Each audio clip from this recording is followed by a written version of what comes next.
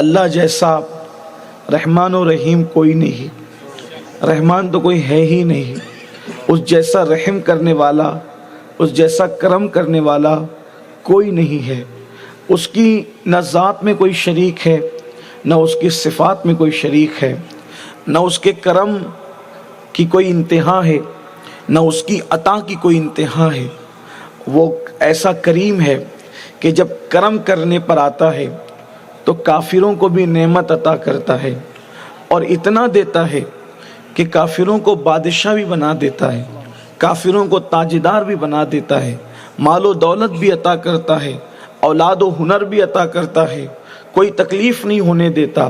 اللہ ایسا کریم ہے کہ وہ ماں کے پیٹ میں بھی انسان کو غذائیں عطا کرتا ہے، جہاں ماں کا گمان بھی نہیں جاتا وہاں بھی میرا اللہ کھلاتا ہے، جہاں باپ کا گمان نہیں جاتا وہاں بھی میرا اللہ کھلاتا ہے۔ اسی طرح سے آپ دیکھیے بے شمار ایسے واقعات ہوتے ہیں کہ بچے جھولے سے گر جاتے ہیں، کوئی سنبھالنے والا نہیں ہوتا، لیکن پھر بھی ان کو کوئی چوٹ نہیں آتی۔ وہ کون ہے جو گرتے ہوئے بچوں کو سہارا دیتا ہے؟ وہ میرے اللہ کی ذات ہے، وہ رب تبارک و تعالیٰ کی ذات ہے۔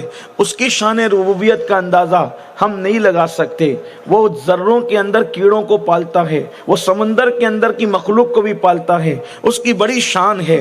لیکن جب وہ کرم کرنے پر آتا ہے، اللہ اکبر، ہم جیسے کروڑوں کو، ہم جیسے اربوں خربوں کو، ہم جیسے بے شمار نکموں کو اپنی نعمتیں عطا کرتا ہے، لیکن انسان پھر یہ سب دیکھ کر کے دھوکا کھا جاتا ہے، اور انسان یہ کہتا ہے مولانا اللہ کریم ہے، اللہ رحیم ہے، اللہ ستار ہے، اللہ غفار ہے، تو انسان گناہوں پر بے باک ہوتا چلا جاتا ہے، انسان جرائم پر بے باک ہوتا چلا جاتا ہے۔ لیکن ایک صفت اللہ کی یہ بھی ہے، وہ انسان بھول جاتا ہے، اس لیے کہ اللہ کی بہت ساری صفات ہے۔ وہ رحمان ہے، وہ رحیم ہے، وہ کریم ہے، وہ ستار ہے، وہ غفار ہے، وہ جواد ہے، وہ عزیز ہے، وہ ذو انتقام ہے، وہ مصور ہے، اس کی بڑی شانیں ہیں۔ وہ متکبر ہے، وہ معز ہے، وہ مذل ہے، وہ جو ہے وہ ممیت ہے، وہ حی ہے، اس طریقے سے اس کی شانیں ہیں۔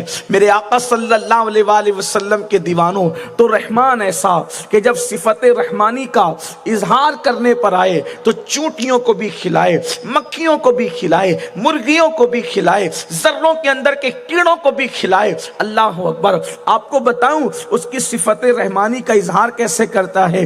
جب حضرت سیدنا موسیٰ علیہ السلام دنیا سے تشریف لے جانے لگے تو اس وقت موسیٰ علیہ السلام کو کچھ تردد سا ہونے لگا۔ حضرت موسیٰ علیہ السلام سے پوچھا گیا کہ کیا یار سے ملنے کے حوالے سے بھی آپ جو ہے اس طرح تردد فرما رہے ہیں؟ تو حضرت موسیٰ علیہ السلام نے اظہار فرمایا کہ میرے بعد میرے گھر والوں کا کیا ہوگا، میرے بعد میرے گھر والوں کا کیا ہوگا؟ ظاہر سی بات ہے، گھر کے ایک ذمہ دار کو اپنے بعد گھر والوں کی فکر تو ہوتی ہے، اپنے بعد اپنے گھر والوں کا خیال تو ہوتا ہے۔ تو آپ نے کہا میرے بعد میرے گھر والوں کا کیا ہوگا، ان کی روزی روٹی کا ذمہ دار کون ہوگا؟ تو ارشاد ہوا موسیٰ تم نے دیر کی، اب تھوڑی دیر ہم بھی کرتے ہیں۔ یہ آپ کے پاس جو پتھر پڑا ہوا ہے، آپ اس پتھر پہ اپنا عصا مس کر دیں، اپنا عصا لگا دیں۔ حضرت موسیٰ کلیم نے اپنا عصا اس پتھر پہ لگایا، پتھر دو ٹکڑے ہو گئے۔ جب پتھر کے دو ٹکڑے ہوئے تو آپ نے اس میں کیڑا دیکھا، اس کے منہ میں ایک ہرے رنگ کا پتا تھا، وہ جو کھا رہا تھا۔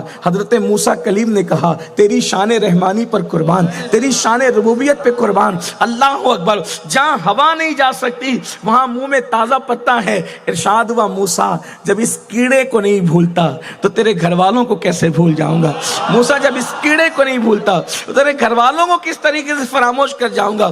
عطا کریں گے تو اللہ کی صفت ربوبیت، اس کی شان رحیمی، اس کی شان کریمی بڑی عظیم ہے، بڑی عظیم ہے، بڑی عظیم ہے۔ اللہ اکبر، اس کی شان رحیمی اور کریمی کا کیا کہنا؟ آپ کو بتاؤں اللہ اکبر کیسا رحیم ہے، کیسا کریم ہے، کیسا ستار و غفار ہے، کیسے عطا کرنے والا ہے۔ مورخین لکھتے ہیں، روایتوں میں آتا ہے ایک عورت ہے کشتی میں لوگوں کے ساتھ سفر کر رہی ہے، ایک عورت ہے لوگوں کے ساتھ کشتی میں سفر کر رہی ہے، اس کے شکم میں بچہ ہے، اس کے شکم میں بچہ ہے۔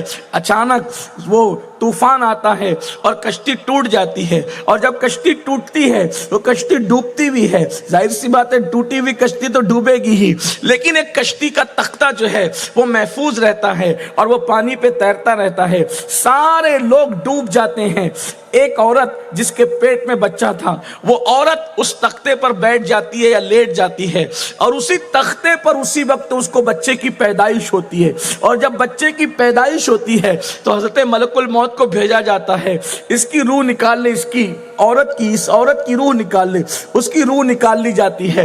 ظاہر سی بات ہے، روح نکلی تو روح نکلنے کے بعد وہ بھی دریا میں غرق ہو گئی۔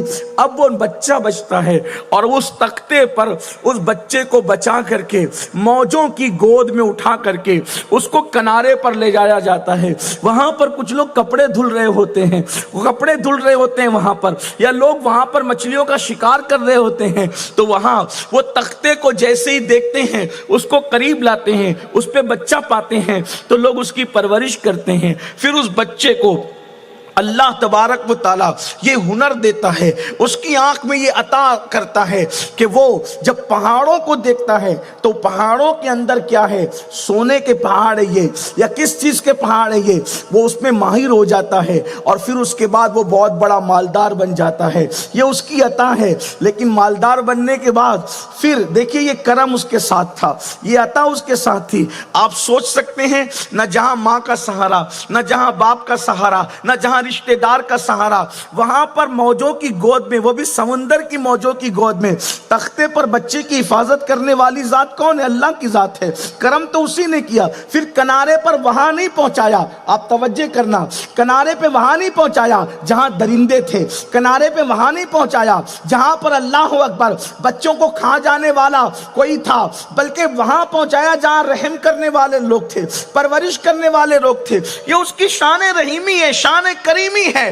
لیکن بندہ شان رحیمی پر جو ہے وہ اتراتا ہے، شان رحیمی پر پھر خدا کی بغاوت کرتا ہے اور اس کی اس صفت کو بھول جاتا ہے کہ وہ منتقم حقیقی بھی ہے، وہ انتقام لینے والا بھی ہے، وہ پکڑ کرنے والا بھی ہے۔ جب انسان اس کی غیرت کو چیلنج کرتا ہے تو پھر وہ ایسی پکڑ کرتا ہے کہ انسان کو کہیں کا رہنے نہیں دیتا، اس کی قبر کا نشان بھی مٹا دیتا ہے۔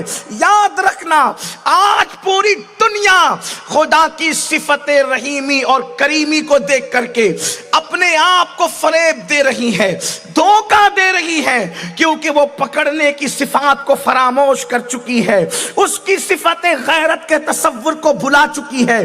اور یاد رکھنا، ہم اللہ کو مانتے ہیں، اس کی ہر صفت کے ساتھ مانتے ہیں، اس لیے کہ قرآن مقدس نے جا بجا اس کی الگ الگ صفات کا ذکر کیا۔ بندے اگر تو اس کی بارگاہ میں جھکے گا تو صفت رحیمی اور کریمی اپنے آگوش میں جگہ دے گی۔ بندے تو اس کی فرما برداری کرے گا تو شان کریمی اور رحیمی تیری جو ہے ناز برداری کرے گی۔ بندے اگر تو اس کے قانون کے آگے جھکے گا تو اس کی شان رحیمی اور کریمی تجھے اپنی آگوش کرم میں جگہ دے گی، اس کی رحمت کی چھما چھم برسات ہوگی۔ اور اگر تو نے اس کی نافرمانی کیا، اگر تو نے گناہ کیا، اگر تو نے اس کو ناراض کیا، پھر اس کی شان غیرت کا کرشمہ تو یہ دیکھے گا کہ اللہ فرماتا ہے جو اکیلے میں گناہ کرے، جو تنہائی میں گناہ کرے، وہ میرے ساتھ اعلان جنگ کرتا ہے، مجھے جنگ کا چیلنج کرتا ہے۔ آپ اندازہ تو کریں، حدیث مبارکہ کے تیور پر حدیث قدسی ہے، جو اکیلے میں گناہ کرے، جو تنہائی میں گناہ کرے، وہ مجھے جنگ کا چیلنج کرتا ہے۔ آپ سے پوچھتا ہوں، کوئی آستین چڑھا کر اپنے پیر سے کہے آپ لڑیں گے میرے ساتھ؟ میں آپ سے لڑنا چاہتا ہوں، انجام کیا ہوگا؟ انجام کیا ہوگا؟ پیر تو روحانی طاقت کا مالک ہوتا ہے، اس سے کوئی لڑ سکے گا؟ اور اگر کوئی آنکھیں چار کرے گا تو اس کا انجام کیا ہوگا؟ ہم نے تو اللہ والوں کے بارے میں صرف جو خلاف میں سوچتے ہیں ان کو بھی تباہ ہوتے دیکھا ہے، جو ان کے لیے دلوں میں کینہ رکھتے ہیں ان کو بھی برباد ہوتے ہوئے دیکھا ہے، ان کو بھی ذلیل و رسوا ہوتے ہوئے دیکھا ہے۔ جب اللہ والوں کے بارے میں صرف انسان خلاف میں سوچ لے تو وہ تباہ و برباد ہوتا ہے، تو وہ انسان جو اللہ کے خلاف اعلان جنگ کرے یقیناً معلوم نہیں ہے، تو بندہ غفلت میں جو کر رہا ہے، لیکن قرآن و حدیث کی تعلیم تو اسی لیے ہے تاکہ غفلت سے بیدار ہو جاؤ، غفلت کے پردوں سے نکلو، غفلت کے دلدل سے نکلو، اللہ کے فرمان پہ غور کرو۔ حدیث قدسی میں فرماتا ہے جو اکیلے میں تنہائی میں گناہ کرے وہ مجھے جنگ کا چیلنج کرتا ہے، وہ میرے ساتھ اعلان جنگ کرتا ہے۔ اور پھر سنو، جب کوئی گناہ پہ دلیر ہوتا ہے تو فرماتا ہے ان بطش ربک لشدید، تیرے رب کی پکڑ بڑی سخت ہے۔ اور پھر اللہ نے جب لوگوں کو پکڑا، کن کن کو پکڑا؟ تھوڑا میں آپ کی توجہ چاہتا ہوں۔ یہاں آج ایک عجیب سا ماحول بنا ہوا ہے، لوگ عجیب سے جو ہے وہ اپنے ذوق باطل کے اندر ڈوبے ہوئے ہیں۔ کوئی کہتا ہے میری نسبت تو فلاں سے ہے، میری نسبت تو فلاں سے ہے، میری کیسے پکڑ ہوگی؟ میں کہتا ہوں میرے عزیز، کیا تو نے بنی اسرائیل کا تذکرہ قرآن میں جا بجا نہیں پڑھا؟ قرآن جن کو سور اور بندر بنانے کی بات کرتا ہے وہ کون لوگ ہیں میرے بھائی؟ وہ کوئی معمولی لوگ نہیں ہیں، جن کا شجرہ نسب انبیاء سے جڑا ہوا قرآن بیان کرتا ہے۔ آپ کی توجہ چاہتا ہوں، کسی کا آل پیغمبر ہونا تاریخ بتاتی ہے، کسی کا آل پیغمبر ہونا لوگ بتاتے ہیں، کسی کا آل پیغمبر ہونا کہیں اور سے ثابت ہے، لیکن یہ وہ لوگ ہیں جن کا آل پیغمبر ہونا قرآن سے ثابت ہے۔ قرآن کہتا ہے یا بنی اسرائیل، یا بنی اسرائیل، یا بنی اسرائیل، اے راتوں کی تاریکیوں کے اندر شراب کی اڈوں کو آباد کر کے یہ تصور کرنے والوں کہ اللہ تمہارا کچھ نہیں کرے گا، زنا کے اڈوں کو آباد کرنے والوں اور یہ تصور کرنے والوں کہ اللہ تمہارا کچھ نہیں کرے گا، تاش کے پتے کھیلنے والوں اور یہ تصور کرنے والوں کہ اللہ تمہارا کچھ نہیں کرے گا، آپ کہاں سے لکھا کے لائے ہیں یہ وی آئی پی کوٹا؟ قرآن انہیں یا بنی اسرائیل کہتا ہے۔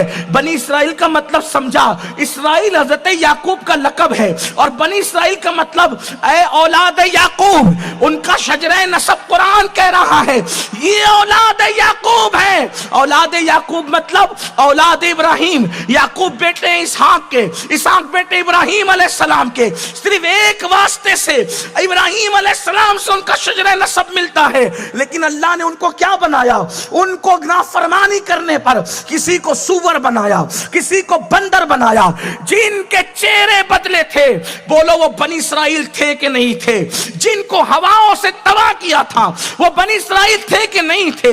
جن پہ پتھر برسائے تھے وہ اولاد پیغمبر تھے کہ نہیں تھے؟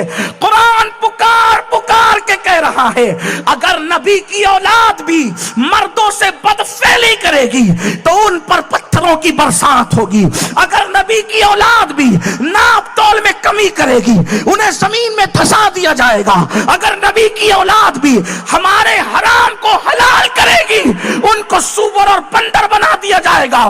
اب مجھے بتاؤ جنہیں نبی کی اولاد قرآن کہے اور پھر ان کا عذاب یوں بیان کرے، آپ ہم کہاں سے لکھا کے لائے؟ ہم پر عذاب نہیں آئے گا، ہم تباہ نہیں ہوں گے، ہم برباد نہیں ہوں گے۔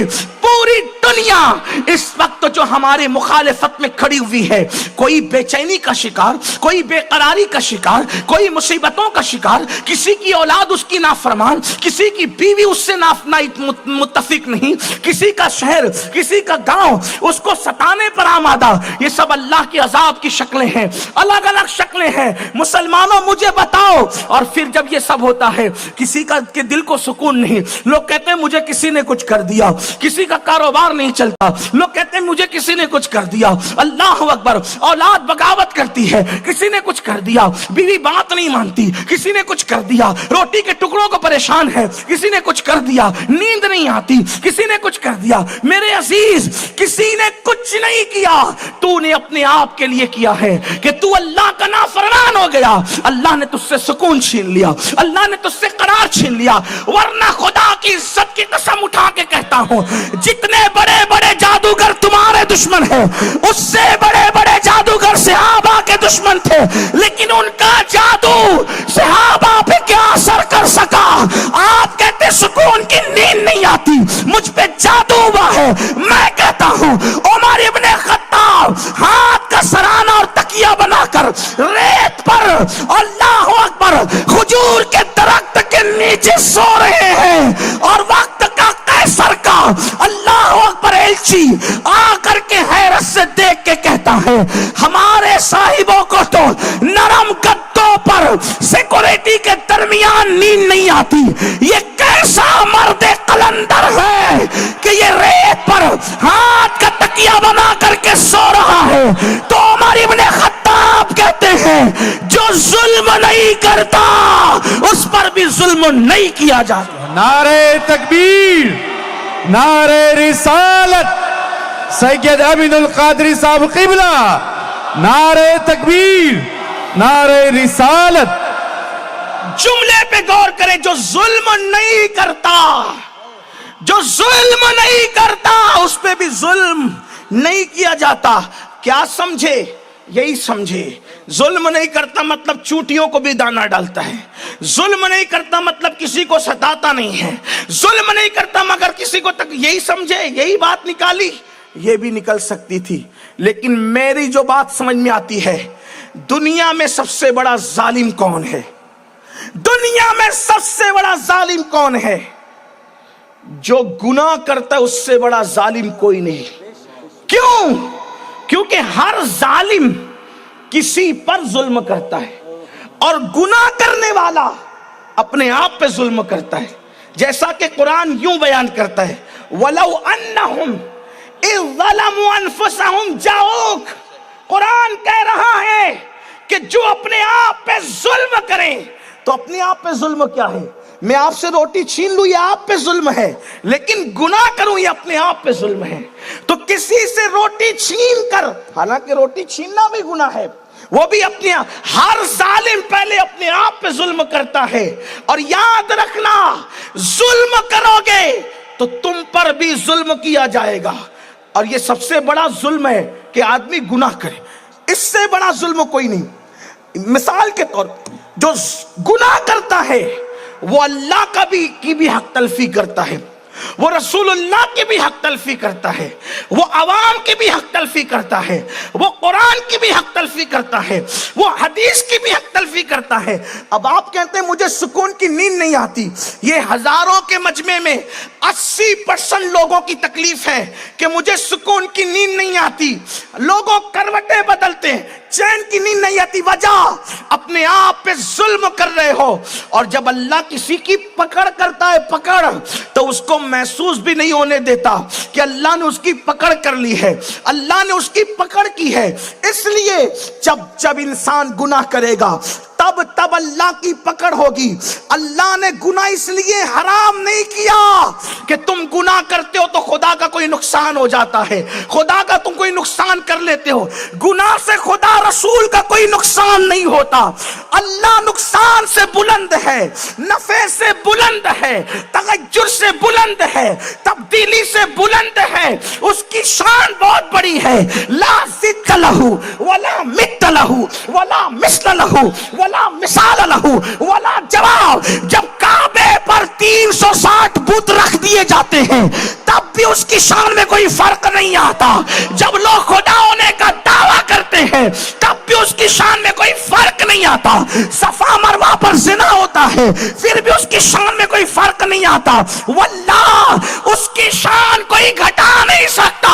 ارے پاگل ہو گئے لوگ، جب اس کے بندے عبد القادر کی شان کوئی گھٹا نہیں سکتا تو قادر کی شان کوئی کیسے گھٹا سکتا ہے؟ اسی لیے تو میرے امام کہتے ہیں تو گھٹائے سے کسی کے نہ گھٹا ہے نہ گھٹے، جب بڑھائے تجھے اللہ تعالیٰ تیرا، ورفعنا لک ذکرک کا سایہ تجھ پر، ذکر اونچا ہے تیرا، بول ہے بالا تیرا۔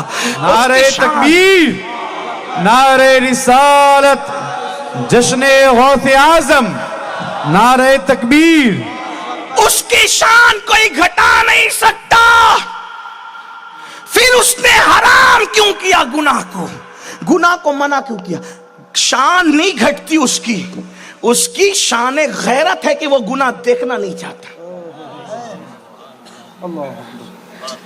وہ سب سے زیادہ غیرت والا ہے، سب سے زیادہ غیرت والا۔ اب سنو، جب اس کی رحمت پر بندہ اکڑے اور نافرمانی کرے تو پھر غیرت کرتا ہے، پکڑ کرتا ہے. ایک بات یہ بھی یاد رکھنا, جو جتنا قریبی ہوتا ہے اس کی اتنی جلدی پکڑ کرتا ہے, اور جس سے نفرت کرتا ہے اس کی اتنی دیر سے پکڑ کرتا ہے, اور جس کی دیر سے پکڑ کرتا ہے پھر اس کو پلٹنے نہیں دیتا.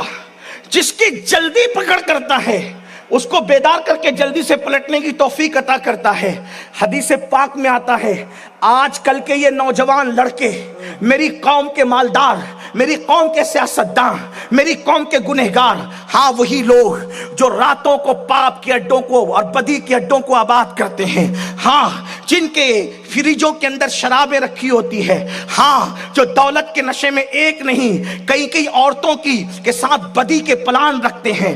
ہاں جب تک غریب تھے تو ولیوں کی چوکھٹ دکھتی تھی, جب مالدار ہو گئے تو عورتوں سے ناجائز تعلقات کر بیٹھے, اور پھر سوچتے ہیں آمدنی تو آ رہی ہے, مال تو مل رہا ہے, دولت کے دروازے تو کھلے ہیں. یہ مولوی نادان ہے, کہتے ہیں گناہ کرو گے تو روزی چھین لی جائے گی, رزق چھین لیا جائے گا, کٹوتی ہو جائے گی زنا سے روزی میں, عمر میں کٹوتی ہو جائے گی. یہ بیچارے پرانی باتیں کرتے ہیں. ہم تو زنا کر رہے ہیں, کروا رہے ہیں, بدی کر رہے ہیں, کروا رہے ہیں, شراب پی رہے ہیں, پلا رہے ہیں, سب کچھ کرتے ہیں, لیکن دولت کم نہیں ہوتی. اس کو بھی حدیث میں بیان کیا. اللہ کے رسول علیہ السلام فرماتے ہیں جو پاپ اور گناہ کرنے کے بعد بھی خوشحال رہتا ہے, سمجھ لو اللہ کا منصوبہ اس کے لیے بڑی پکڑ کا ہے.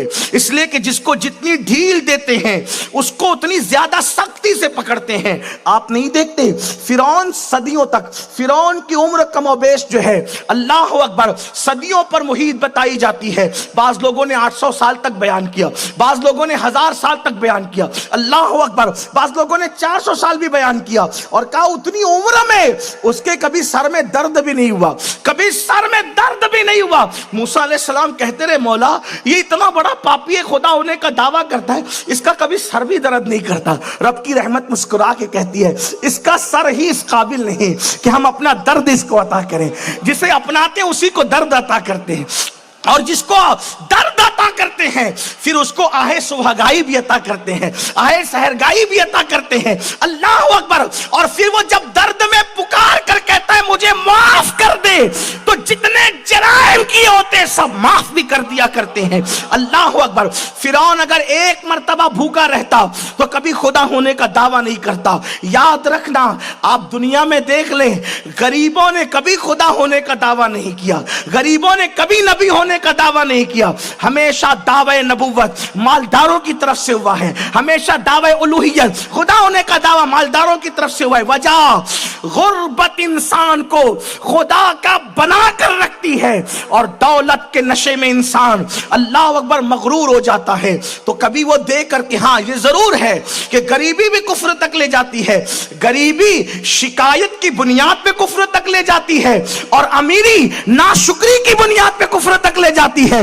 اس لیے خدا غریبی دے تو شکایت سے بچائے, جیسے بلال اور وہ شکایت سے محفوظ تھے, اور خدا امیری دے تو ناشکری سے بچائے, جیسے صدیق, عثمان اور عبد الرحمن ابن عوف ناشکری سے محفوظ تھے. یاد رکھنا, مالداری کی بنیاد پر آدمی تباہ ہوتا ہے ناشکری کی وجہ سے, اور غریبی کی بنیاد پہ تباہ ہوتا ہے شکایت کی وجہ سے. تو غربت دے تو شکایت نہ دے, اور مال دے تو ناشکری نہ دے. یہ دعا کیا کرو. تو میرے آقا صلی اللہ علیہ وآلہ وسلم کے دیوانوں, اللہ فرماتا ہے, حدیث قدسی یہ بھی ہے جس کا مفہوم ہے گناہ کے بعد جسے ہم مال میں وسعت دیں, گناہ کے بعد ہم جسے عزت میں وسعت دیں, سمجھ لو کہ بڑی پکڑ کا منصوبہ ہے, بڑے پیمانے پہ پکڑیں گے اور بہت پکڑیں گے. آپ جانتے ہیں میں نے ابھی ذکر کیا ایک بچے کا کہ جو تختے پر تھا, ماں مر گئی تھی اور وہ تختہ کنارے پر پہنچایا گیا, اس کی آنکھوں میں اتنا اثر دیا کہ وہ پہاڑوں کو جانچ لیتا کون سا سونے کا ہے, کیا ہے کیا ہے کیا ہے, ایسے وہ جانچ لیتا. پھر اللہ نے اس کو دولت سے نوازا, دولت ملی تو وہ بدبخت رحمت پر مچلنے کی بجائے, عاجزی کرنے کی بجائے مغرور ہو گیا, اور اس کے بعد اس نے بیت المقدس کو شہید کیا, اس اس نے بنی اسرائیل کو قتل کیا، لاکھوں لوگوں کا قاتل بنا، پھر اللہ نے اس کو جو تباہ کیا ہے اسی کا ذکر قرآن میں آیا ہے، جس کو بخت نصر کہتے ہیں۔ وہ تباہ ہوا، برباد ہوا، یہ خدا کی پکڑ ہے۔ اللہ اکبر۔ تو میرے آقا صلی اللہ علیہ وآلہ وسلم کے دیوانوں، یاد رکھنا، خدا کی پکڑ سے بچو، اللہ کی پکڑ سے بے خوف مت رہو۔ اس نے گناہ کو اس لیے حرام کیا، یہ نہیں کہ اس کی شان گھٹتی ہے، یہ کہ وہ غیرت والا ہے، اور اس نے کیسے کیسوں کی پکڑ کی ہے۔ اللہ اکبر۔ میرے آقا علیہ السلام کے دیوانوں، ایسے لوگ چھوٹی چھوٹی بات پر ایسے پکڑے گئے کہ ان کے تاریخ میں نشان جو ہے وہ ہمیں دعوت عبرت دیتے ہیں۔ ایک ایسا محدث، توجہ کریں، ایک ایسا محدث جس کو 3000 حدیثیں زبانی یاد تھی، بغداد کا بڑا محدث، وہ عیسائی ہو گیا، سور چرانے لگا۔ کس بات پہ پکڑ ہوئی؟ صرف اس بات پہ کہ ایک عیسائی مسلمان ہونے کے لیے آیا، اس نے غرور کے ساتھ کہ میں تو مسلمان ہوں، میں محدث ہوں، میں بڑا آدمی ہوں، کہا او کافر کے بچے چل ہٹ، بس او کافر کے بچے چل ہٹ کہا۔ اللہ کو یہی بات ناپسند آ گئی، پکڑ کی، اس کو کافر بنا دیا، عیسائی بنا دیا اس کو۔ آپ غور فرمائیں، اسی طریقے سے قارون کو دیکھیں۔ قارون، یہ قارون کوئی برا آدمی نہیں تھا، موسیٰ علیہ السلام کا کزن ہے یہ، جسے قارون کہتے، ٹھیک؟ جو قارون کا خزانہ کا آپ سمجھتے ہیں کہ آپ کے محلے کے مالدار کی طرح قارون تھا؟ ایسا نہیں۔ قارون وہ آدمی تھا موسیٰ علیہ السلام کا کزن، ساتھ میں رہنے والا، اور پھر اتنا بہترین قاری تھا توریت کا کہ جب موسیٰ علیہ السلام کا دل چاہتا کہ میں نے توریت کسی کے منہ سے سننا ہے تو کہتے تھے قارون کو بلاؤ۔ قارون کے منہ سے سنتے تھے توریت، اللہ کی کتاب، وہ تھا قارون۔ لیکن جب زکوٰۃ طلب کی، زکوٰۃ طلب کی، اس کو شرارت سوجی، زکوٰۃ بچانے کے لیے اس نے ہیلا کیا، جیسا کہ آج ہیلا ہو رہا ہے ہندوستان میں۔ مجھے پتا چلا، میں نے لوگوں سے اپنے کانوں سے سنا، یہ کہیں پڑھی ہوئی بات نہیں، کوئی افواہ کی بات نہیں، علاقے کے نام لے سکتا ہوں لیکن کوئی کسی علاقے کو ذلیل کرنا مقصود نہیں ہے۔ لوگ یہ کر رہے ہیں ہمارے ہندوستان میں کہ زکوٰۃ اگر لاکھوں کی نکلتی ہے تو وہ لاکھوں روپے ایک تھیلی میں ڈال دیتے ہیں، نیچے گیہوں اوپر گیہوں، بیچ میں تھیلیاں، اور کسی غریب کو بلا کر کے کہتے ہیں پہچان کے غریب کو کہ یہ ہم تمہیں دیتے ہیں، یہ لے لو، لے دیا۔ اس کے بعد کہتے ہیں یہ گیہوں ہے، یہ تھیلی ہے، یہ سب سامان اس میں جو بھی ہے، اب یہ لے جا کے کرو گے کیا؟ ایک کام کرو، ہم کو بیچ دو، کتنے میں بیچو گے؟ اب وہ غریب کو جب پتا ہے کہ یہ 50 کلو گیہوں ہے تو اس نے قیمت کتنی لگانا ہے، پھر وہ بھی اس کو جس نے خود اس کو دے کر احسان کیا ہے، پھر وہ کہتے ہیں 5000 کی لے لو، 10,000 کی لے لو، پھر وہی تھیلی بعد میں 5-10 ہزار کی لے لیتے ہیں۔ اب ظاہر سی بات ہے وہ تو گیہوں سمجھ کے بیچ رہا تھا، اور اس کے اندر لاکھوں روپے اپنی زکوٰۃ بچا لیتے ہیں۔ اس طرح سے ہیلے سے کر رہے ہیں زکوٰۃ بچانے کے طریقے۔ تو تم یہ سب کر کے اس فقیر کو دھوکہ دے سکتے ہو، مدرسے کے مولوی کو دھوکہ دے سکتے ہو، اللہ کو دھوکہ نہیں دے سکتے۔ اللہ تبارک و تعالیٰ کے ساتھ تم مکر نہیں کر سکتے۔ ہاں، پھر جو قوم زکوٰۃ دینا بند کر دے، قدرت اس پہ رحمت کے دروازے بند کر دیتی، خدا اس پہ رحمت کے دروازے بند کر دیتا ہے۔ یہی کر رہے ہو نا، سود کھانے کے لیے الگ الگ طریقے ایجاد کر رکھے ہیں۔ وہ فلاں مولانا نے ایسا بتایا کہ ایسے کرو گے تو ایسے کرو گے تو ایسے کر کے جائز ہو جائے گا۔ پیشاب کو سونے کے پیالے میں پیو گے تو بھی وہ پیشاب ہی ہے۔ سود، پیاج اس حرام چیز اور گندی چیز کا نام ہے جس کو قرآن نے نجس اور گندا کہہ دیا، اس کو کوئی پاک نہیں کر سکتا۔ جو سود ہے وہ ہمیشہ حرام ہے، اور جو حرام نہیں ہے اس کو سود کہہ بھی نہیں سکتے۔ بلکہ مجھے تو حیرت ہے، حاجی صاحب، نمازی صاحب، مسجد کے متولی صاحب، مدرسے کے چیف ٹرسٹی صاحب، بڑے بڑے لوگ جو ہمارے جلسوں کی صدارت کرتے ہیں، بعد میں پتا چلتا ہے کہ جناب کا سود کا دھندا ہے، کسی کو پتا بھی نہیں۔ سفید چمکدار کپڑوں کے پیچھے کتنی گندگی چھپی ہوئی ہے۔ ام المومنین سیدہ عائشہ صدیقہ سلام اللہ علیہا نے حضرت امیر معاویہ رضی اللہ تعالیٰ عنہ کو خط لکھتے ہوئے فرمایا تھا کہ اگر انسان خدا کو ناراض کرے مخلوق کو راضی کرنے کے چکر میں تو مخلوق بھی کبھی راضی نہیں ہوتی.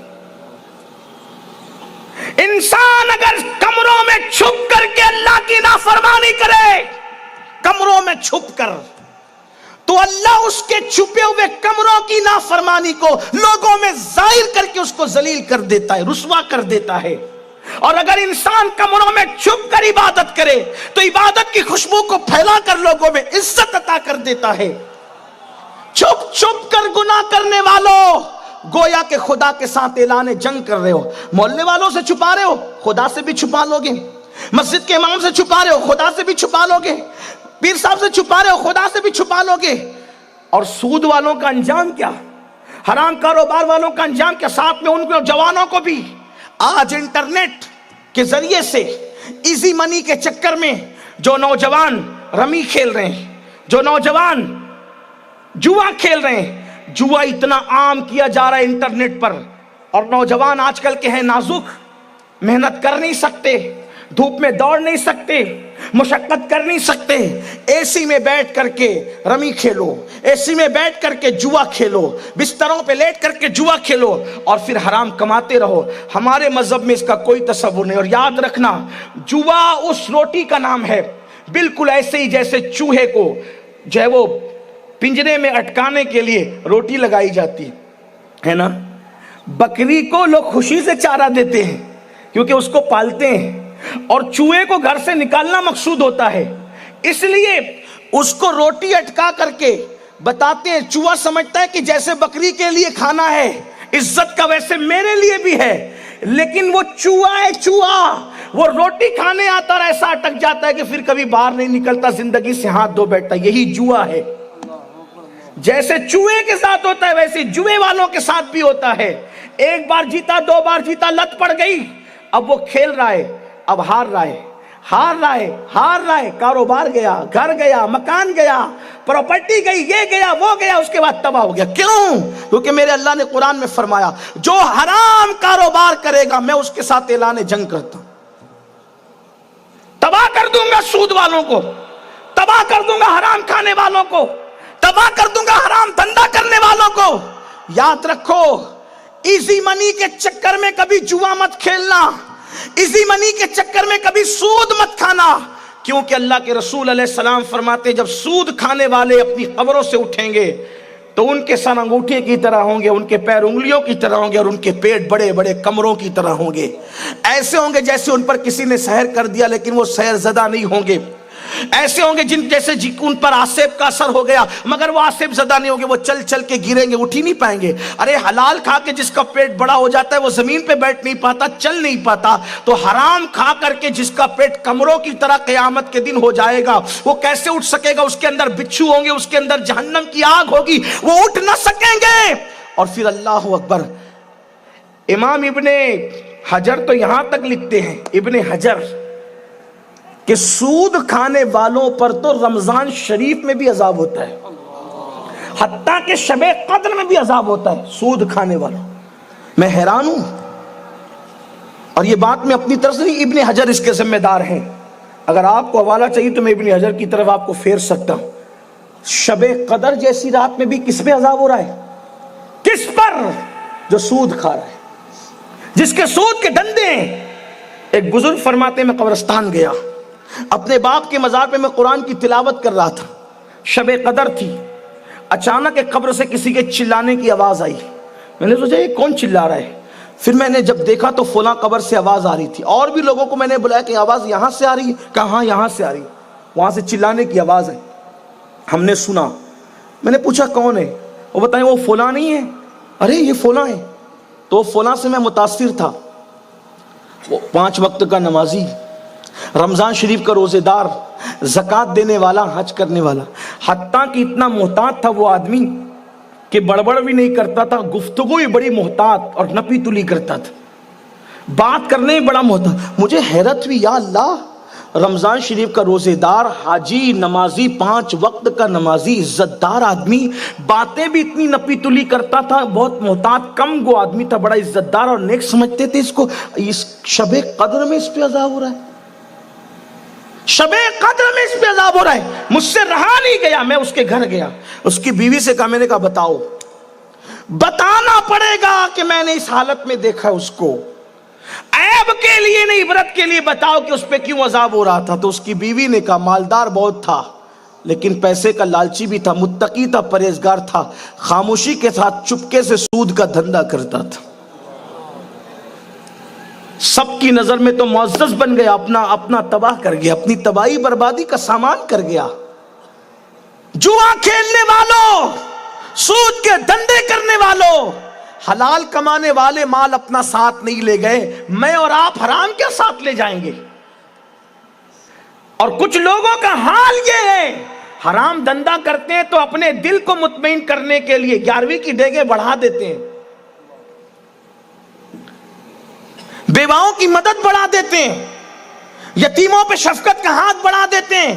दिल मुतमईन है, हराम कमा रहा हूं लेकिन इतनों का मैं बेड़ा पार करा रहा हूं, किसी ना किसी की दुआ तो मुझे निजात की तरफ ले जाएगी। सुन लो, हराम कमा कर हराम से नेक काम करने का मतलब यह है कि नापाक कपड़े को पेशाब से धोना। जैसे नापाक कपड़ा कभी पेशाब से पाक नहीं हो सकता, वैसे हराम की रोजी, अगर हराम का कफन पहनकर आप कब्र में गए तो वो अंगारा बनेगा। हराम का एहराम बांधकर हज को गए, हर कदम पर गुनाह, कदम कदम पर गुनाह। आप तो सोच रहे मैं हज को जा रहा हूं, लेकिन अल्लाह हराम को कबूल नहीं करता, वो हराम को पसंद नहीं करता। हराम कमा के हर साल उम्रा पे जा रहे हो, हराम कमा के हर छठी को गरीब नवाज के आस्थाने पे जा रहे हो, हराम कमा के हर 11वीं पे गौसपाक के आस्थाने पे जा रहे हो, कोई तुम्हारा मददगार ना होगा। अल्लाह पाक है, पाकी को पसंद करता है, तैयब और ताहिर को पसंद करता है, और वो हलाल ही को पसंद करता है क्योंकि उसने हलाल का हुक्म दिया है। इसलिए मेरी कौम के जवानों, अगर ये सोचते हो कि हराम कमा के किसी के मददगार बन जाएंगे, ये कबूल नहीं होगा। वल आक़िबतु लिल मुत्तकीन, अल्लाह तबारक व तआला की आखिरत मुत्तकियों के लिए, परहेजगारों के लिए है। और अल्लाह तबारक व तआला अमल भी मुत्तकियों का कबूल करता है, अमल भी अल्लाह से डरने वालों का कबूल करता है। क्या हो गया लोगों को, अल्लाह की पकड़ पर तवज्जो नहीं देते। अल्लाह अकबर, वो जब पकड़ता है तो अंजाम क्या करता है। पहले मैं उसको बताने से पहले आपको बताऊं हम क्या कर रहे हैं, हम कितनी तबाही का सामान कर रहे हैं। अल्लाह अल्लाह, आजकल हमारा जवान अल्लाह अकबर नशे की तरफ भी बढ़ रहा है, हराम कामों के साथ ये हराम काम भी है नशे का। और नौजवान जो है वो छोटी उम्र में नशे का शिकार है, कोई शराब पी रहा है, कोई ताड़ी पी रहा है, कोई माज़ अल्लाह नशा कर रहा है, कोई इंजेक्शन से नशा कर रहा है, कोई किसी चीज को सूंघ के नशा कर रहा है। तबाह हो रहे हैं, बर्बाद हो रहे हैं, फेफड़े जल रहे हैं, छोटी छोटी जवानी के अंदर मर रहे हैं, मौत की तरफ जा रहे हैं। याद रखना, जहां गुनाह वहां फना, आबादी वहीं जहां नेकी है, आबादी वहीं जहां तकवा है, आबादी वहीं जहां परहेजगारी है। आप कहेंगे नहीं मौलाना मैं बहुत ताकतवर हूं, मैं आसानी से आपको समझाता हूं। जहां गुनाह वहां फना, और जहां तकवा नहीं वहां आबादी है। जहां तकवा है वहां आबादी है, जहां गुनाह नहीं है वहां आबादी है, जहां गुनाह है वहां बर्बादी है। जहां गुनाह वहां फना, तकवा होगा बर्बादी नहीं होगी, तकवा होगा आबादी होगी। आसान सी बात, सुन्नियों के बच्चे बच्चे को याद है, मैदान करबला हुसैन के पास तकवा था, यजीद के पास गुनाह था। यजीद गुनाह की वजह से ऐसा मिटा कि निशान कब्र भी नहीं मिलता, उसके 8 बेटों की नस्ल नहीं मिलती। हुसैन उस मुत्तकी का नाम है कि कहा जान देंगे, खुदा की नाफरमानी नहीं करेंगे। अल्लाह अकबर, आज भी करबला हुसैन के दम कदम से यूं आबाद हो गया है कि करबला के नाम पे महफिलें सजती है तो मैदान के मैदान आबाद हो जाते हैं। मेरे आका अलैहिस्सलाम के प्यारे दीवानों, तो जहां गुनाह होगा वहां बर्बादी होगी, जहां गुनाह होगा वहां बेसुकूनी होगी, जहां गुनाह होगा वहां बेइत्मीनानी होगी। अल्लाह के बंदो, आज अगर हुक्मरान हमारे दुश्मन बने हैं, वजह कि हमने गुनाह शुरू किया है, हम गुनाह पर बेबाक हैं। आज अगर बीवी नाफरमान है, हम गुनाह گناہ کر رہے ہیں، ساری تباہی گناہ کی وجہ سے ہے، ساری بربادی گناہ کی وجہ سے ہے۔ اور یہ مت سمجھنا کہ اللہ ہم سے غافل ہے، اللہ معاذ اللہ نعمت دے کر ہمیں بھول گیا ہے۔ فرماتا ہے نہیں نہیں، ان اللہ کان علیکم رقیبا، اللہ تم پر کڑی اور سخت نگرانی فرما رہا ہے۔ میرے آقا علیہ السلام کے پیارے دیوانوں، یہ صحابہ رات رات بھر کیوں روتے تھے؟ یہ صحابہ رات رات بھر کیوں بھی لگتے تھے؟ آپ کو پتا ہے آج ہم بے باک ہو گئے، گناہ کر کے نہیں روتے، گناہ کر کے اللہ سے نہیں ڈرتے، جرائم کر کے اللہ سے نہیں ڈرتے۔ یہ صحابہ جن کو رسول اللہ نے جنت کی بشارت دی، آپ کو میں بتاؤں ان کی زندگیاں کیا تھی کہ معاذ اللہ کیا آپ یہ نتیجہ نکالیں گے کہ حضور نے جنت کی بشارت دی پھر بھی وہ روتے تھے؟ کیوں روتے تھے؟ کیا ان کو حضور کی بشارت پہ یقین نہیں تھا؟ معاذ اللہ، واللہ تاللہ باللہ، وہ اپنی ماں کی اولاد ہونے پر جتنا یقین رکھتے تھے اس سے زیادہ رسول اللہ کی زبان پہ ان کو یقین تھا۔ وجہ کیا تھی؟ وجہ یہ تھی کہ وہ جانتے تھے تمہارے منہ سے جو نکلی وہ بات ہو کے رہی۔ آپ نے قطرے کو دریا کہہ دیا تو ہو گیا، معجزہ میرے نبی کا کہہ دیا تو ہو گیا، حضور نے جو کہا وہ ہوا۔ لیکن ہم گناہ کر کے بھی بے باک ہیں، وہ نیکیاں کر کے بھی اللہ سے ڈرتے تھے، جن کے لیے قرآن کہہ رہا ہے رضی اللہ عنہم ورضوا عنہ، وہ اللہ سے ڈرتے ہیں۔ جن کے لیے قرآن کہہ رہا ہے وَكُلًّا وَعَدَ اللَّهُ الْحُسْنَى، وہ اللہ سے ڈرتے ہیں۔ جن کے لیے قرآن کہہ رہا ہے کہ یہ جنت میں جائیں گے، وہ اللہ سے ڈرتے ہیں۔ کیوں ڈرتے ہیں؟ کیونکہ ان کو پتا تھا کہ اللہ رحمان ہے تو وہ غیور بھی ہے، وہ غیرت والا بھی ہے، چھوٹی سی چیز پر وہ معصوموں کو جنت سے باہر کر دیتا ہے۔ ایک لغزش پیغمبرانہ پر یہ اس کی پکڑ ہے۔ اگرچہ ہم یہ نہیں کہتے انبیاء کے لیے کہ اللہ نے ان کی پکڑ کیا، ہم تو یہ کہتے ہیں کہ پیار والوں کے ساتھ یہی سلوک کیا جاتا ہے جو کیا گیا۔ لیکن آپ سمجھ تو سکتے ہیں نا اشاروں کو، انبیاء کے محبوبوں کے ساتھ جو کیا گیا وہ اس سے ہمیں آگاہ کرنے کے لیے ایک لغزش پیغمبرانہ پر معصوم کو جنت کے باہر کیا جا رہا ہے۔ اور 300 سال تک آدم روتے ہیں، 300 سال تک کوئی جواب ہی نہیں دیتا۔ کیا ہم اس سے ہوش میں نہیں آتے؟ یہاں تو جنت کنفرم کیے بیٹھے ہوئے ہیں، جنت کی ٹھیکیداری ہے۔ جس دن روح کا رشتہ جسم سے ٹوٹے گا اس دن ہاتھ ملنے کے سوا کچھ نہیں ہوگا، پچھتانے کے سوا کچھ نہیں ہوگا۔ لیکن اس وقت کا پچھتانا کام نہیں آئے گا۔ بیدار ہونا ہے تو آج ہو لو۔ انبیاء کے ان واقعات پہ غور تو کرو۔ حضرت یحییٰ ابن زکریا علیہ السلام اللہ کے خوف سے اتنا روئے کہ گوشت و داڑھوں کا جھڑ گیا، رونے سے گوشت جھڑ گیا۔ لوگوں کو کہانی لگتی اگر یہ بات حدیث میں نہیں آتی تو، لیکن حدیث ہے، اللہ کے رسول نے بتایا۔ یہ نبی لوگ کیوں رو رہے تھے؟ پتہ ہے کہ غیرت والا ہے، بہت یہ پیارے لوگ، معصوم لوگ۔ اور معصوم کے بارے میں پوچھو، وہاں تو گناہ قریب سے گزر کے بھی نہیں جا سکتا، لیکن گوشت جھڑ گیا۔ ماں نے جب حضرت یحییٰ کو اتنا روتے دیکھا تو کہنے لگی بیٹا تیری داڑھیں دکھتی ہے، مجھے تکلیف ہوتی ہے، رونا بند کر دے۔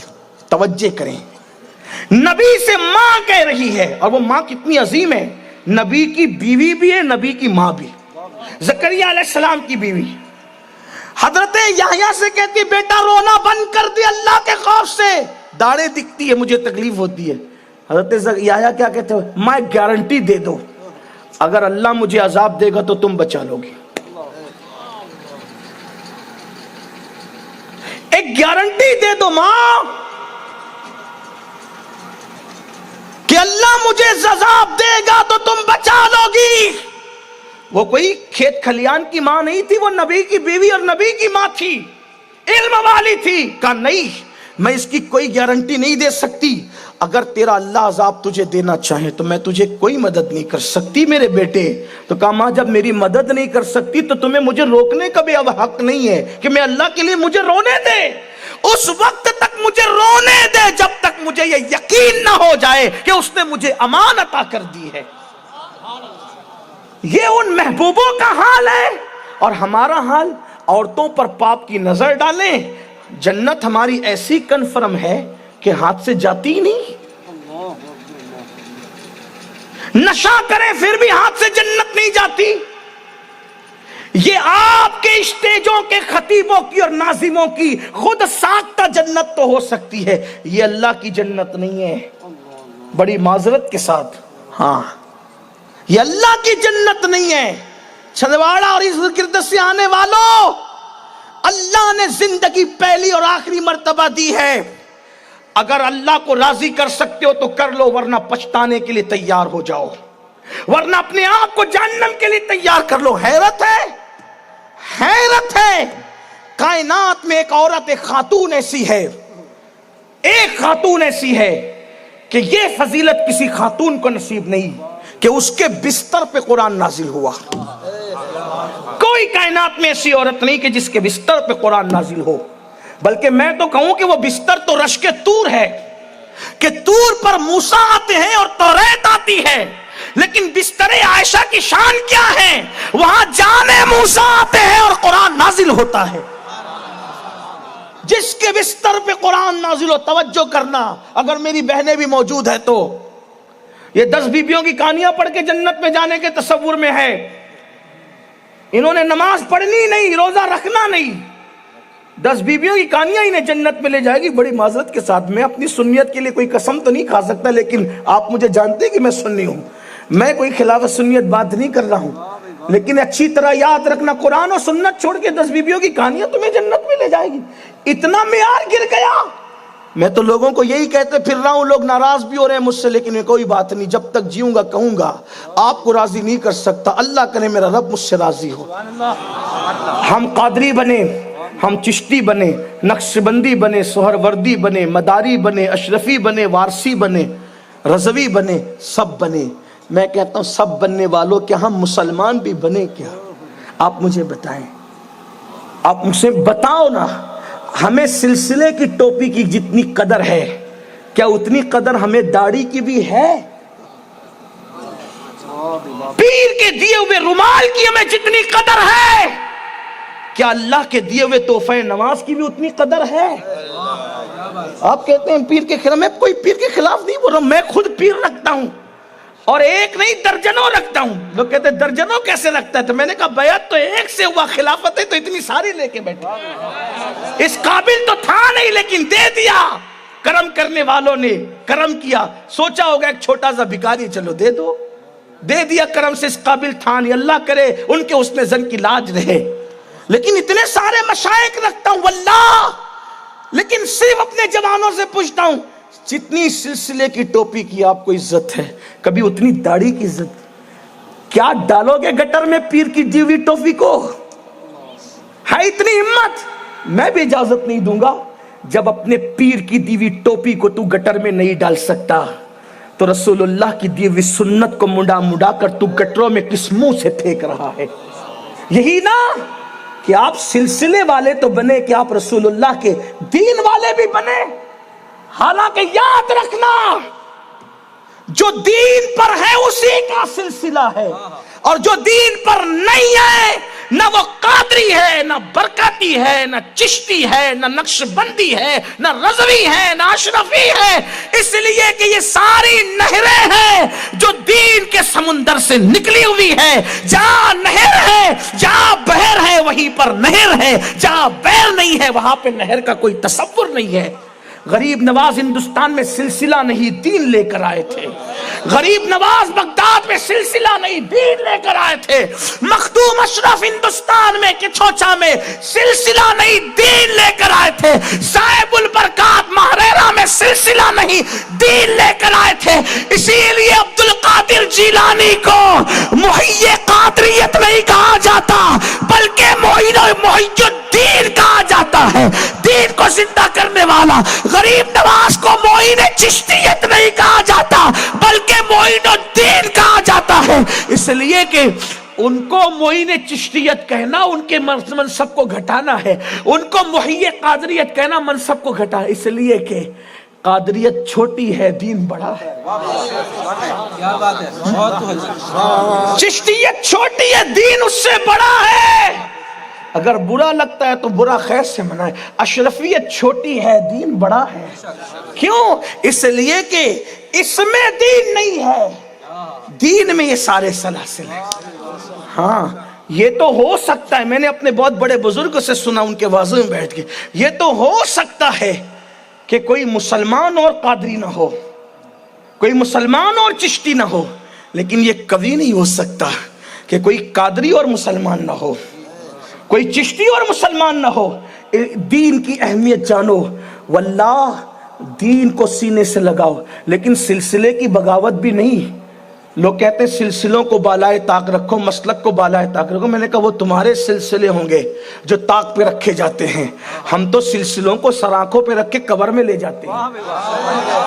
ہاں، لوگ کہتے ہیں مسلک بالائے طاق رکھ کر کے یہ کام کر لو، میں نے کہا وہ اوروں کے مسلک ہیں جو طاق میں رکھے، بالائے طاق کا مطلب ہے کہ طاق پہ رکھو، وہ تمہارے مسلک ہے جو بالائے طاق رکھے جاتے ہیں۔ ہمارا مسلک تو ہمارے قبر میں بھی پوچھا جاتا ہے، ہمارے قبر کے اندر بھی ہے، اسی لیے تو میرے امام کہتے ہیں قبر میں لہرائیں گے تا حشر چشم نور کے جلوہ فرما ہوگی جب طلعت رسول اللہ کی۔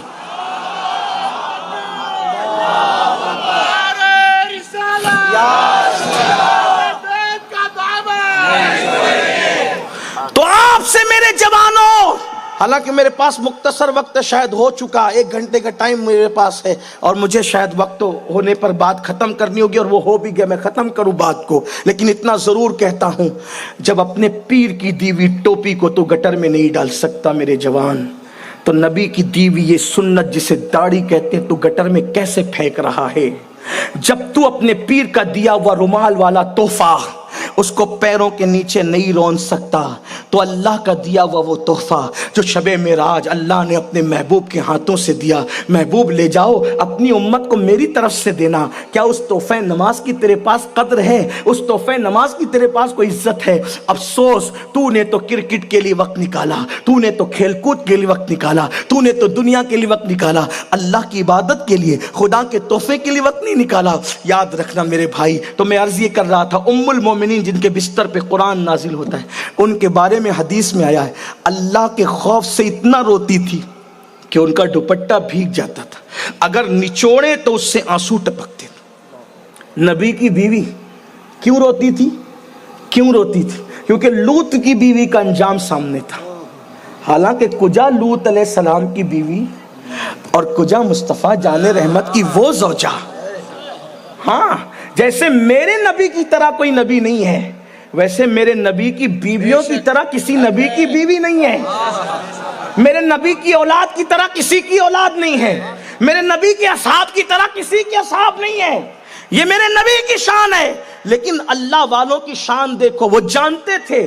مجھے یہ بھی حیرت ہے جب میں کہتا ہوں کہ نبی کی بیوی جہنم میں جائے گی تو ہمارے گھر کی عورتوں کا کیا حال ہوگا جو نماز کے لیے ٹائم، تو لوگ کہتے ہیں نبی کی بیوی بھی جائے گی۔ میں نے کہا حدیث پڑھو، قرآن پڑھو، لوط علیہ السلام کی بیوی کو جہنم میں ڈالا جائے گا، نبی کا بیٹا جہنم میں جائے گا، نوح علیہ السلام کا بیٹا جہنم میں جائے گا، نبی کا سگا چچا جہنم میں جائے گا، ابراہیم خلیل اللہ کا سگا چچا جس کو آزر کہتے ہیں وہ بچو کی شکل میں جائے گا جہنم کے اندر۔ آپ سوچو، جب نبی کا سگا چچا آزر کی شکل، وہ بھی بچھو کی شکل میں، آزر بچھو کی شکل میں جہنم، نبی کا بیٹا، نبی کی بیوی، آپ اور ہم کون ہیں میرے بھائی؟ اتنی آپ نے جنت یقینی کر لی اپنی کہ کچھ بھی کرو جنت، کچھ بھی کرو، اس کی غیرت کا خیال کیوں نہیں کرتے؟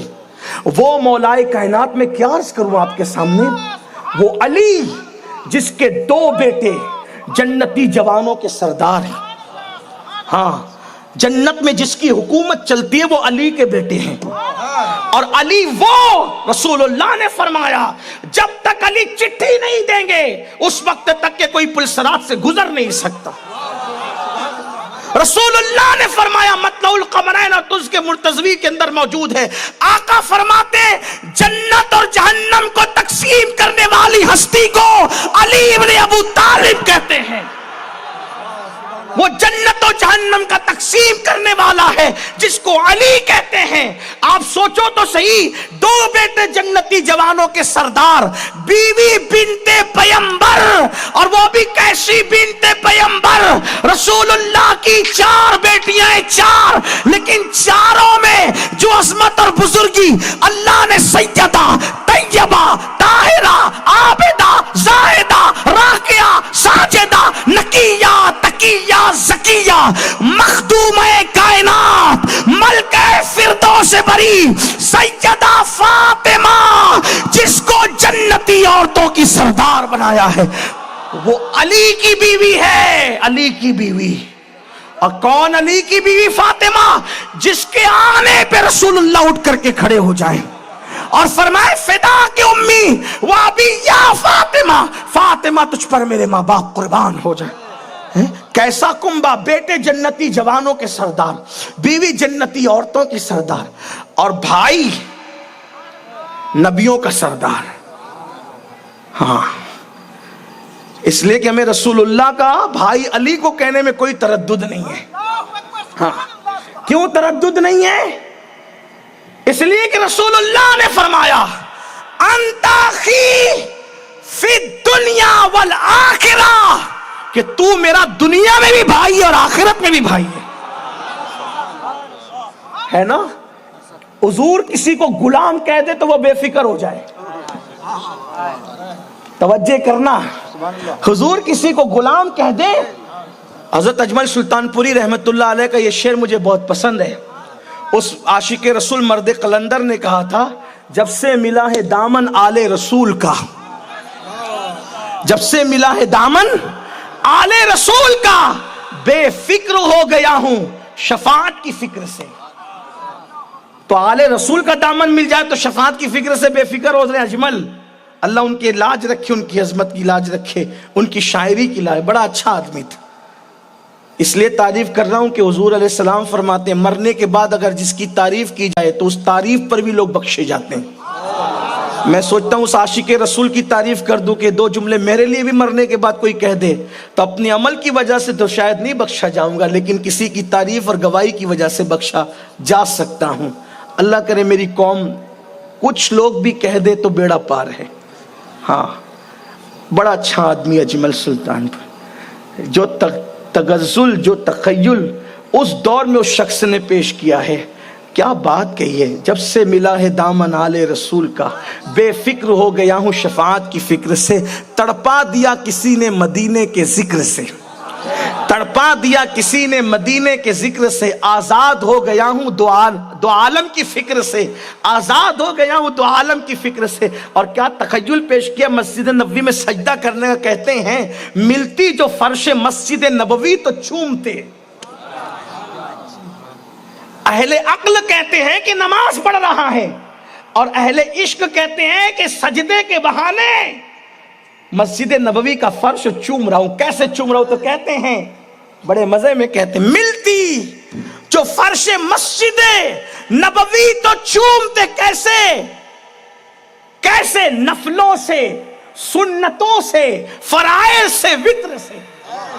ملتی جو فرش مسجد نبوی چومتے، نفلوں سے، سنتوں سے، فرائض سے، وتر سے۔ مجھے بتاؤ سنیو، حضور جس کو غلام کہتے وہ بھی بے فکر ہو جائے قیامت کے لیے۔ حضور جس کو بھائی کہے انت اخی فی الدنیا والآخرہ، تو میرا دنیا میں بھی بھائی اور آخرت میں بھی بھائی ہے۔ ایسی ہستی خاتم الولایت، خاتم الولایت، چوتھے خلیفہ راشد، حسنین کے بابا ابو الحسنین، زوج بطول اخی رسول، فاتح خیبر، فاتح بدر و حنین، علی مرتضی۔ جب رات کا آخری حصہ آتا رات کا، تو علی اللہ کے خوف سے ایسے روتے جیسے کسی کو سانپ ڈس لے تو وہ کیسے تڑپ کے روتا ہے۔ علی مرتضی اپنی داڑھی کو پکڑ کر اللہ کے خوف سے ایسے روتے تھے۔ کہاں گئی وہ راتیں؟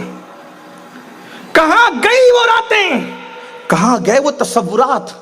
5 وقت کی نماز پڑھ کے جنت کے ٹکٹ، ارے جو 5 وقت کی پڑھ کے جنتی اپنے آپ کو سمجھ رہے وہ بھی دھوکے میں ہیں، وہ بھی دھوکے میں ہیں۔ حضرت اویس قرنی، کیا لوگ تھے۔ اویس قرنی کو سمجھتے ہو کون ہے اویس قرنی؟ امت محمدیہ کا وہ مرد قلندر جس کی نظیر نہیں ملتی سابقہ امتوں میں، اویس قرنی۔ ایسا عاشق اگر یوں کہوں نا کہ جس کے خون کے قطرے قطرے میں خدا نے عشق دیا تھا، وہ اویس۔ جس سے لوگوں نے عشق سیکھا وہ اویس، جس سے درد نے درد سیکھا وہ اویس، جس سے سوز نے سوز سیکھا وہ اویس، جس کا نام عاشقوں کی طبیعت میں حرارت پیدا کر دے وہ اویس، وہ اویس جو قیامت میں اٹھے گا تو 70,000 فرشتوں کے جھرمٹ میں اٹھے گا، وہ اویس جس کا ہم شکل، توجہ کرے، وہ اویس جس کا ہم شکل فرشتوں کو بنایا جائے گا، وہ اویس جس کے لیے میرے آقا نے اماں عائشہ سے کہا عائشہ ہو سکے تو ایسے ایسے ہولیے والا ایک بندہ مدینے آئے گا، تجھ سے ہو سکے تو تو اس سے دعا کروا لینا۔ وہ اویس جس کے پاس عمر ابن خطاب جیسے جلیل القدر، جس کا ذکر توریت اور انجیل میں، اس عمر ابن خطاب اور اس مولا علی کو کہا جاتا ہے کہ دونوں یہ جبہ اس کو دینا اور اس سے دعا کرانا میری امت کے لیے۔ جانے دعا جس کے پاس دعا کروانے کے لیے کسی کو بھیجے، حضور اپنا جبہ جس کو سونپے، کیسے ہوں گے وہ اویس آپ سمجھ سکتے ہیں۔ 5 وقت کی نماز پہ مت اترا میرے بھائی، جو گناہ کر کے اترا رہے ان کا تو میں کوئی ذکر ہی نہیں کرتا، 5 وقت کی نماز پڑھ کے بھی مت اترا، داڑھی رکھ کر بھی مت اترا، عبادت کر کے بھی مت اترا۔ کیوں؟ اس کی وجہ یہ ہے کہ میرے آقا فرماتے ہیں صلی اللہ علیہ وآلہ وسلم کہ قلم خشک ہو چکا ہے، جنتی جہنمی لکھے جا چکے ہیں، سعادت اور شقاوت لکھی جا چکی ہے، کچھ ایسے جہنمی ہیں جو جنتیوں جیسے عمل کرتے ہیں، حتیٰ کہ لوگ ان کو جنتی سمجھتے رہتے ہیں، پھر ایک وقت آتا ہے مرنے کو چند دن باقی رہتے ہیں، وہ جنتی جیسے عمل کرنے والا اچانک پٹری چینج کر کے جہنمی جیسے عمل کرنے لگتا ہے، اور جب مرتا ہے تو جہنمی ہو کر کے مرتا ہے۔ کچھ ایسے بھی لوگ ہیں جو جہنمیوں جیسے عمل کرتے ہیں اور وہ جنتی لکھے ہوئے ہوتے ہیں اور وہ عمل کرتے رہتے ہیں جہنمیوں جیسے، حتیٰ کہ مرنے کو چند دن باقی رہتے ہیں اور پھر وہ توبہ کر کے پلٹ جاتے ہیں، پھر نیکوں جیسے عمل کر کے وہ جنت میں چلے جاتے ہیں۔ پتہ نہیں اللہ کے علم میں ہمارے لیے کیا لکھا ہے، ہمیں نہیں پتا، ہمیں نہیں معلوم۔ امام سفیان ثوری مرتے وقت موت کے وقت رو رہے تھے، کسی نے کہا سفیان، او سفیان ثوری کیا آپ گناہ یاد کر کے رو رہے ہیں؟ تو سفیان ثوری کہتے ہیں اللہ کے بندو، مٹی کے چند دانوں کے برابر بھی میرے گناہ کی حیثیت نہیں ہے۔ کیا کہہ رہے ہیں؟ مجھے گناہ سے ڈر نہیں لگ رہا ہے، میرے گناہوں کی کوئی حیثیت ہی نہیں ہے، میں اس لیے رو رہا ہوں کہ موت ایمان پر آئے گی کہ کفر پر آئے گی، اس لیے مجھے رونا آ رہا ہے۔ یہ امام سفیان ثوری ہے، اور ان کو اس لیے زیادہ رونا آ رہا تھا کہ ان کے استاد جنہوں نے کم و بیش نصف صدی یعنی 50 سال تک کے سورج نہیں دیکھا، 50 سال تک کے آسمان نہیں دیکھا، 50 سال تک کے چاند نہیں دیکھا، مسجد کی چھت کے نیچے زندگی گزاری، جب وہ انتقال کر رہے تھے تو ان کے استاد بھی رو رہے تھے۔ سفیان ثوری کے استاد سے پوچھا استاد کیوں رو رہے؟ کہا بیٹا پتہ نہیں ایمان پہ مروں گا کہ کفر پہ مروں گا۔ کہا آپ جیسا محدث، کہا بیٹا یہی تو اللہ کی شان ہے، وہ بے نیاز ہے، پتہ نہیں کس حالت میں۔ کہا مجھ پہ خوف ایسا طاری ہوا کہ میں نوجوان تھا، میری ہڈی اللہ کے خوف سے کڑ کڑ کرتے ہوئے ٹوٹ گئی، جس کی آواز لوگوں نے سنی۔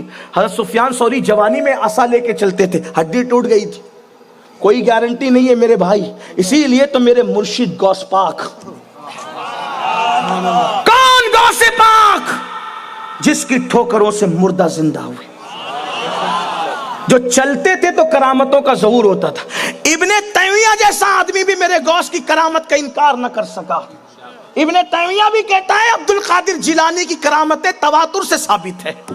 کون غوث پاک ٹھوکروں سے مردہ زندہ کرے؟ کون غوث پاک جو تقدیر بدل دے؟ کون غوث پاک جو چلے تو کرامت، جو بیٹھے تو کرامت، جو اٹھے تو کرامت، جو سوئے تو کرامت، جس کا حال یہ ہے محفل واز سجا لے تو مصطفیٰ جان رحمت حوصلہ افزائی کے لیے تشریف لاتے ہیں۔ کون غوث پاک محفل واز سجا لے تو مولا علی محفل میں تشریف لاتے ہیں۔ کون غوث پاک اللہ اکبر جو لوح محفوظ کا لکھا ہوا مٹا دیتے ہیں، مٹایا ہوا لکھ دیتے ہیں۔ میرے امام اسی لیے تو کہتے ہیں میری تقدیر بری ہو تو بھلی کر دے کے ہے، محو اس بات کے دفتر پہ کروڑا تیرا۔ اور آپ فرماتے سب کے دور آئے اور آ کر کے چلے گئے، لیکن غوث پاک کا دور کبھی ختم نہیں ہو سکتا۔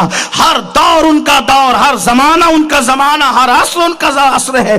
اسی لیے تو میرے امام کہتے ہیں حکم نافذ ہے تیرا، خامہ تیرا، سیف تیری۔ اس کی تشریح کروں تو وقت جائے، لیکن میرے امام کہتے ہیں حکم نافذ ہے تیرا، خامہ सैफ तेरी, दम में जो चाहे करे, दौर है शाह तेरा, दम में जो चाहे करे, दौर है शाह तेरा। ऐसा गौसे पाक जो भूखे हो तो अल्लाह कहे मेरी कसम खा ले, जो प्यासे हो तो अल्लाह कहे मेरी कसम पी ले। ऐसे गौसे पाक रातों को रोते थे, ईद के दिन भी रोते थे। लोग कहते थे ईद को भी रोते हैं? फरमाते हैं हाँ, मेरी ईद उस दिन होगी जिस दिन अब्दुल कादिर का खात्मा ईमान पे होगा। सैयदुल औलिया के बेफिक्र नहीं है। और गौस पाक कहते हैं जो ईमान पे खात्मे के हवाले से बेफिक्र हो जाए कि मुझे डर लगता है वो मरेगा तो काफिर होके मरे। सुबह को उठते हो तो टीवी का मुंह देखते हो, डर नहीं लगता मौत कैसे आएगी? उठते हो तो हाथ में मोबाइल, उठते हो तो फजर की नमाज गायब, माथे पे शिकन नहीं। नाश्ता छूट जाए तो दिन भर मूड ऑफ रहता है, मूड ऑफ रहता है दिन भर। नाश्ता छूटने, फजर छूटने पे भी मूड ऑफ रहता है। ये मुसलमान होना है? 500 की नोट गुम हो जाए दिन भर मूड ऑफ रहता है, रोना भी आता है 500 गुम हो गए। नमाज गई तो सारी दुनिया एक पढ़ने में रखो, फजर की 2 रकअत की सुन्नत एक पढ़ने में रखो। अल्लाह के रसूल अलैहिस्सलाम कहते हैं दुनिया की तमाम नेमतों के मुकाबले में फजर की 2 रकअत सुन्नत उससे बेहतर है। जब सुन्नत का ये आलम है तो फर्ज का क्या आलम होगा? कदर नहीं की, कदर नहीं की। जिसपे एक आधी मुंडी छपी उसको सीने से लगाए फिर रहा है। जिस दिन को कुरान ने नाजिल किया उस दिन को कब सीने से लगाएगा? पैसे लाख 2 लाख रुपये तो बार बार टटोलता है कि गिर गए, है कि गिर गए। क्या ईमान भी टटोलता है कि चला गया? जिना के अड्डों पे गया, टटोला के कहे के चला गया। शराब के अड्डे पे गया, है कि चला गया। झूठ बोला, है कि चला गया। वाह, जिस कौम के पास कागज की छपी हुई नोटों की इतनी अहमियत हो और दिल के अंदर के ईमान की कोई अहमियत। वो इतनी ऐसी नोट कि यहां हिंदुस्तान में चलती है, सऊदी जाए तो ना चले, अमेरिका जाए तो ना चले, बर्तानिया जाए तो ना, जब तक चेंज ना करो ना चले। लेकिन ये ईमान की करेंसी ऐसी है। इस करेंसी का भी कभी ख्याल किया? अरे ये वो करेंसी है कि जब मोमिन बावजू सोता है तो फरिश्ते उसकी रूह को अर्श का तवाफ कराते हैं। कभी इसका भी एहतियात किया कि ये है कि चला गया? सोचो ना मेरे भाई, ये तो एक दीवाने की बड़ है जो आपको चीख चीख करके अल्लाह अकबर बेदार करना चाहता है कि अल्लाह वालों अपने ईमान की खैर मनाओ, अल्लाह वालों अपनी आखिरत की खैर मनाओ। आने वाले सेकंड में जिंदा या मुर्दा क्या लिखा जाएगा मुझे कुछ पता नहीं। आने वाले वक्त में हमारा शुमार सेहतमंदों में होगा कि बीमारों में होगा मुझे कुछ पता नहीं। मेरे आका अलैहिस्सलाम के गुलामों, पहली और आखिरी बार दुनिया में आए, खुदा के लिए अपनी ईमान की सलामती के लिए दुआ करो, अपने ईमान को बचाने की कोशिश करो, अपने दीन को बचाने की कोशिश करो। और दुनिया में आयो आखिरत की तैयारी करने के लिए, दुनिया में गुम मत हो जाओ, आखिरत की तैयारी कर लो। तो अर्ज कर रहा था वो उवैस जिससे रसूलुल्लाह दुआ करवाए, जाने दुआ दुआ कर, है ना? उन लोगों का क्या ख्याल था बताए? एक दिन अपनी लुंगी को, तहबन को पेवन लगाने के लिए हजरत उवैस करनी का हाल ये था कि जितना कमाते थे सब माँ पे खर्च करते थे, खुद पे कुछ नहीं करते थे, हत्ता कि खुद के लिए कपड़े भी नहीं खरीदा। हाँ, जुब्बा भेजने की बहुत सारी हिकमतों में से एक हिकमत यह भी है कि जिसने माँ की मोहब्बत में कभी कुर्ता नहीं पहना, नबी ने उसको जुब्बा पहनाया, अपना पहना। हाँ, मेरा वो जवान जो नबी का आशिक बनता है लेकिन माँ को दवा के लिए भी पैसे देने में उसके बदन पे कांटे आते हैं। ये मक्कारी है मेरे अजीज, ये इश्क नहीं है। इश्क तो ये है कि रसूल ने, अच्छा माँ से मुझे क्या दिलचस्पी, बस इतनी बात है कि मेरे महबूब ने कहा कि माँ को खुश कर, तो महबूब की खुशी के लिए इस बुढ़िया के चक्कर में पड़ा हूं, है ना? यही तो है, वरना ये क्या है? और लोग छोड़ के चले गए, वो भी चले जाते हैं, यही है ना? वो नाबीना बुढ़िया का ख्याल क्यों है? ये बात हो सकती है एक तरफ माँ एक तरफ नबी, किसको तरजीह दी? मैंने कहा एक तरफ की बात ही नहीं थी, वो नबी ही थे जिसका ख्याल था कि माँ को खुश कर मैं खुश रहूंगा। ये बात थी, ये बात थी। तो उवैस ने लुंगी पहनते थे या शलवार, दोनों रिवायतें, लुंगी की भी और शलवार। मैं, आप जानते हैं मैं कोई मौक़िक़ आदमी नहीं कि अब इस पे दलीलें देना शुरू करूं कि शलवार ही थी कि लुंगी थी, कुछ भी था लेकिन नीचे तो था ना। मैं एक फ़कीर आदमी हूँ, जो बात इस्लाह की समझ में आती है आपके सामने पेश करता हूँ, फिर आप मुहक्किकीन के पास जाके चेक करा लिया करें कि शलवार थी कि थी, लेकिन था तो नीचे कुछ ना कुछ। उसी को पेवन लगाना था, फट गया था। تو اویس کرنی اب خرید تو سکتے نہیں تھے کپڑا، کیونکہ ماں پہ سب خرچہ ہوتا تھا.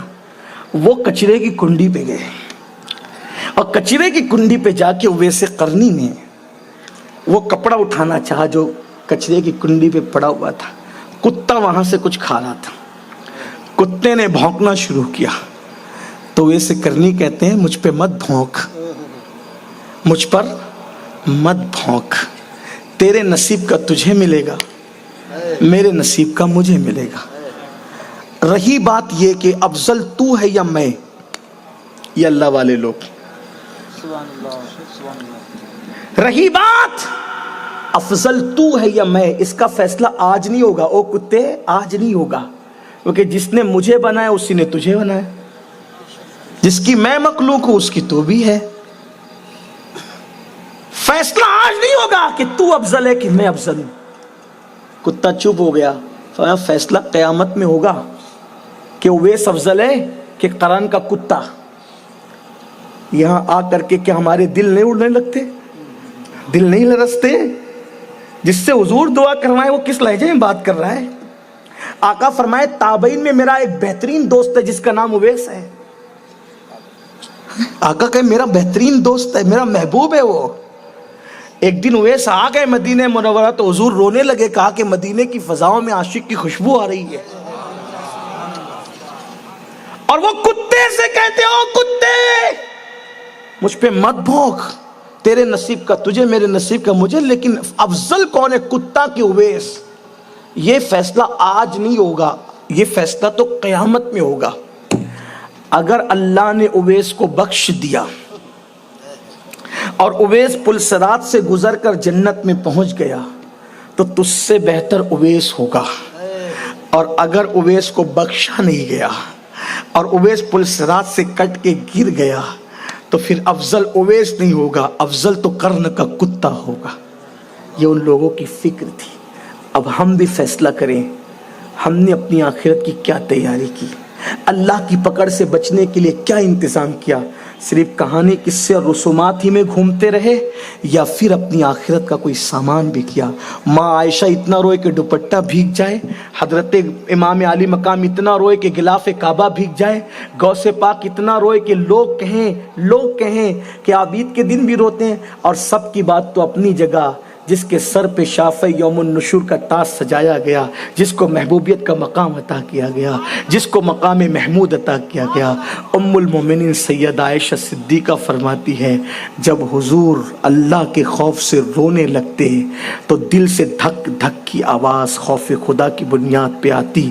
روتے روتے داڑھی تر ہو جاتی، داڑھی سے ٹپک کر کرتا تر ہو جاتا، کرتے سے ٹپک کے زمین پہ کیچڑ ہو جاتا.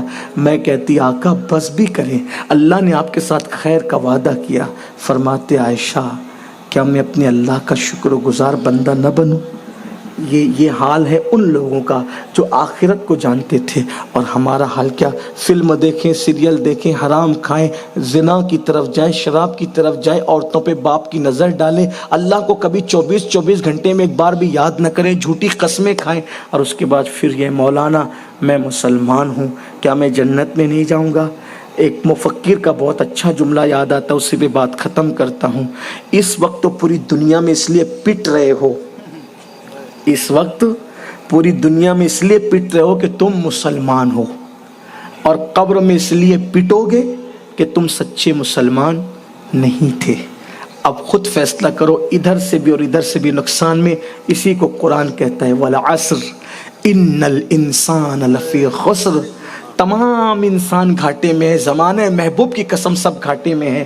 گھاٹے سے محفوظ صرف 4 لوگ ہیں، الا الذین آمنوا وعملوا الصالحات وتواصوا بالحق وتواصوا بالصبر. جو ایمان لائے ایسے جیسے ایمان لانے کا حق تھا، نیک عمل کیے، ایک دوسرے کو حق کی تلقین کی اور صبر کی وصیت کی. ان 4 چیزوں کو جنہوں نے اپنایا انہی کا ٹھکانہ جنت ہے، وہی نقصان سے محفوظ ہے. اللہ سب سے پہلے میرے حال پہ رحم کرے، آپ کے حال پہ بھی رحم کرے. گفتگو کے درمیان اگر کوئی غلطی ہو اللہ تعالیٰ معاف فرمائے. استغفر اللہ ربی من کل ذنب واتوب الیہ وما علینا الا البلاغ. السلام علیکم ورحمۃ اللہ وبرکاتہ.